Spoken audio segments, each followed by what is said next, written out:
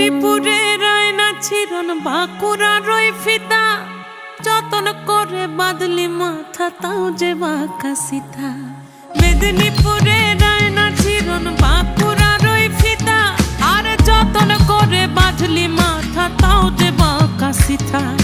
পেছ পাড়িয়া রাজকুমারী গলায় চন্দ্রহার, দিনে দিনে বাড়ছে তোমার চুলেরই বাহার। পেছ পাড়িয়া রাজকুমারী